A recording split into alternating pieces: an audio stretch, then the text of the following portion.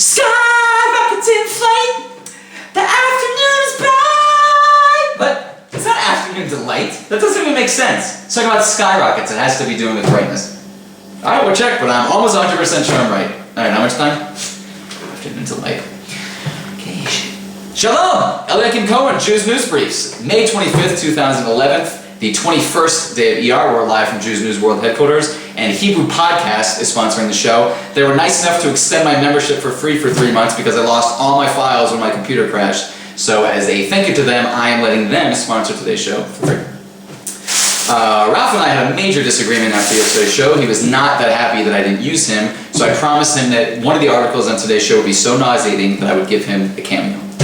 Let's jump right into Jewish history, and thank you, Marty Murphy, for sending me these stories every single day. It is a big, big help. So today in 1948, the old city of Jerusalem falls. Defended by local residents, Etzel members, and 80 Haganah soldiers. They were outnumbered and outgunned by the Arab legionnaires, and they decided it was best to surrender to save the almost 2,000 mostly elderly Jews that still live in the city. And for some reason, our leaders today are just like spitting on their sacrifice, wanting to give away everything that's holy or sacred to this country. Okay, so an amazing quote. We're doing our new segment, Jews Quotes. We started yesterday. This one isn't from a Jew, but it's about Jews. There's a famous story in which the Kaiser asks Bismarck, can you prove the existence of God? And Bismarck replies, the Jews, your majesty, the Jews.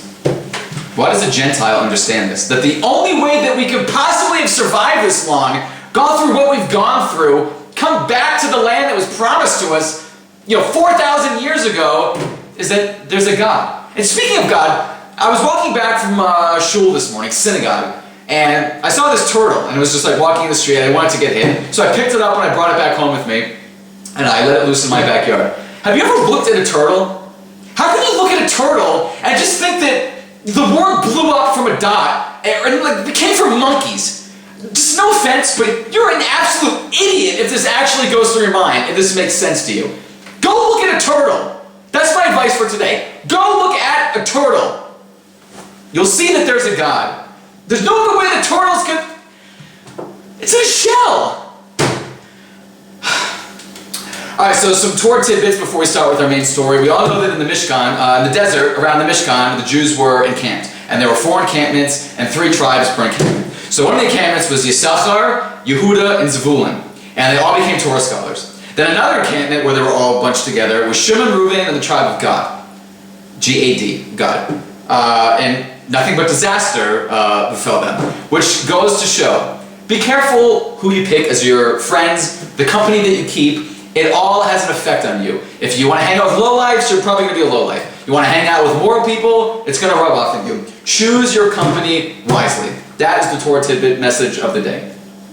Let's jump right into our top story. Prime Minister Netanyahu went to America, gave a speech that this is pretty much all you heard the entire time. They just clapped. For anything he said. I mean, lame joke, clap. Good joke, clap. Clap. Everything was clapped yesterday. He got like 50-something claps. It's like way more than the president even gets. So... someone very special to me is telling me to, try and find the good in people more often, so I'm trying to do that. So let's highlight the good parts of the speech, and then I'll be more than happy to share the lowlights of the speech. So the highlight of the speech, 3 of them. 1, no 67 borders. 2, no Palestinian refugees.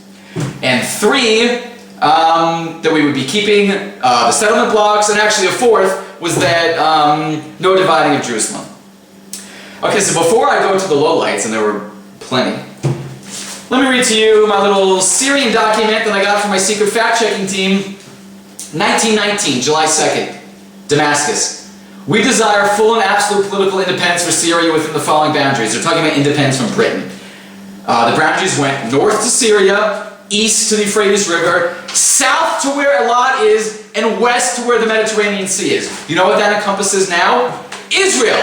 You know what was never mentioned in this document? Palestinian people. Palestinian nation.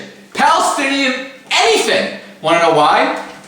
Because it didn't exist then, and it doesn't exist now. There has never been an entity called the Palestinian people. In fact, if you look at old letters from Jews to their parents back in the late 1800s, they say from Palestine. It's just the name of a And not only that, Abbas now is saying that they have a 9,000-year-old tie to this country. They're saying that Palestinians were established here since 7,000 BC. He gave this speech on Nakba Day.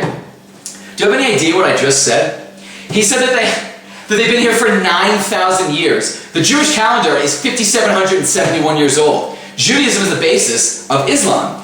How can he just get on national TV and just lie to the Muslims that actually follow the Quran, saying they have a 9,000-year-old history here when the Quran is based on the Jewish Torah, which says 5,771 years? Think back to what I'm saying. Document. No such thing as Palestine. It was never mentioned. Why would Syria want land that was Palestinian land if there was actually such a thing as Palestinians? There was nothing there. Nothing. So Netanyahu says, not only was there nothing there, it's the actual ancestral land of our forefathers. What did he say like 2 sentences after that? That we're more than happy to give them a generous share of Judea and Samaria. That's where Jews News World Headquarters is. Judea and Samaria. Facebook.com/Jews News. Our world headquarters is here in Judea and Samaria. So he mentioned settlement blocks, which is like the big area of settlements. Well, what constitutes a block? Am I a Lego? What is a block? He also said that he knows that there's going to be some settlements that are outside of these borders. Well, what do you plan to do with those Jews? Because we've done it before. We've done it in the Sinai, that's about to backfire on us. We've done it on Gaza, that's been backfiring us with thousands of missiles. We left southern Lebanon, we got Hezbollah. Can't we see, Einstein said that the definition of insanity is doing the same thing over and over again and expecting a different result. Why do we expect this? Why do Jews look at that speech yesterday from Prime Minister Netanyahu and say, oh, yeah, he's probably like one of the greatest leaders that we've ever had in our entire life. He just said he's willing to give away our ancestral homeland. And then he also said, oh, but we're not dividing Yerushalayim. And everyone's like, yes, awesome. They're like, yeah. You want to know what he said after that, though? He also said, oh, but we can find an equitable solution for their problem with that. Meaning, it's not a red line. Meaning, we will divide Yerushalayim. Can anyone see what's going on here? Until we get a leader in this country that follows Torah, that has a spiritual backbone, that realizes that this land is not, mittens and socks at a yard sale, we're always going to have problems. So the Jews News question today is, what did you think of Prime Minister Netanyahu's speech from yesterday? Comment on the show. If you're watching on Facebook, click on the YouTube tab and comment right on this link, and I will read this on the show tomorrow. Speaking of that, on yesterday's show we asked, what did you think of the IDF backing out of Torah that politicians were supposed to take to Joseph's tomb because Arabs threatened violence? And I'm only going to read one quote because we don't have a lot of time, but I thought this was an amazing quote. He said that the IDF canceling the trip from fear, once again, these actions established expectations on the part of terrorists and the ones that pull their strings, this plays right into their hands. He said, fight fire, not with fire, but with hellfire, which I think is a very awesome quote, and that's why I chose to read it on today's show. So everyone here knows that I'm not so keen on AIPAC. AIPAC is supposed to be like this political action committee that's supposed to be amazing for Israel, but they support the Israeli government who supports a two-state solution, meaning by the transitive property that I can't stand AIPAC. But I will give them credit for one thing.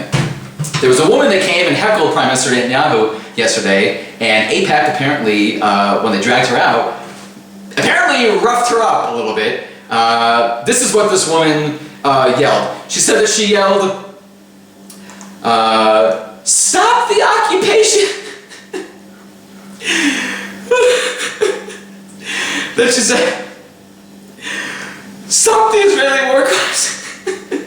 And then she said that she called out for equal rights for Palestinians.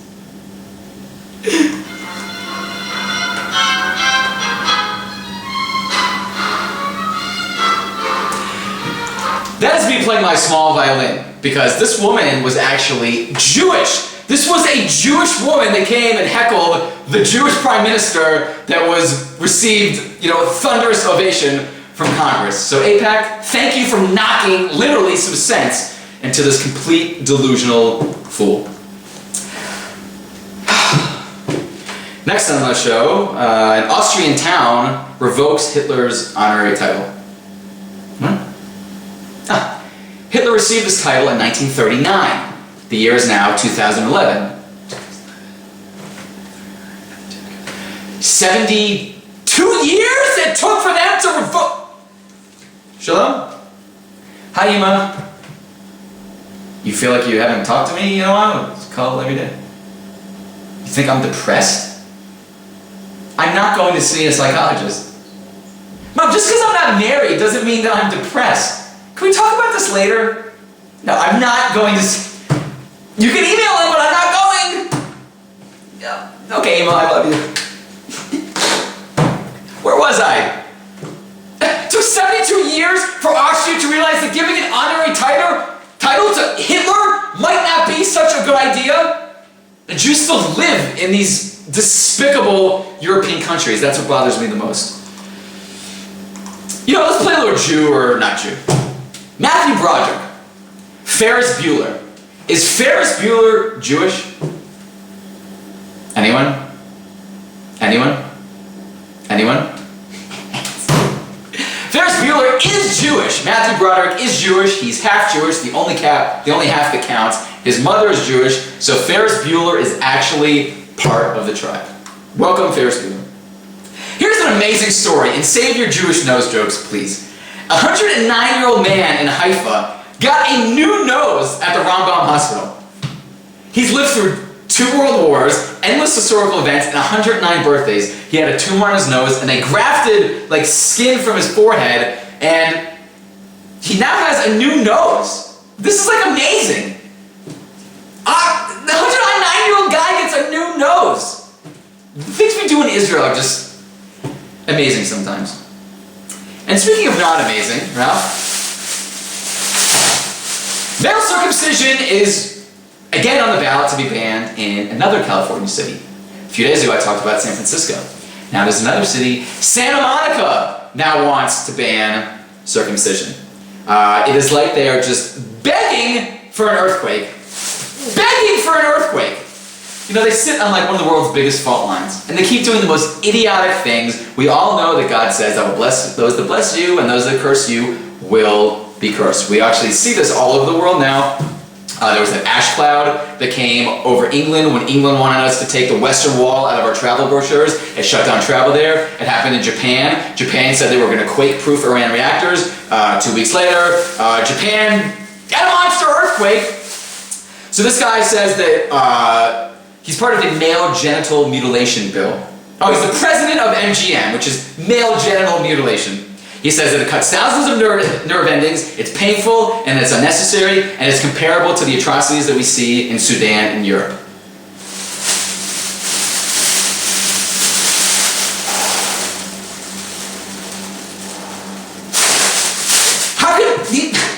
They're trying to ban a 4,000-year-old Jewish custom. Don't they see how the world works?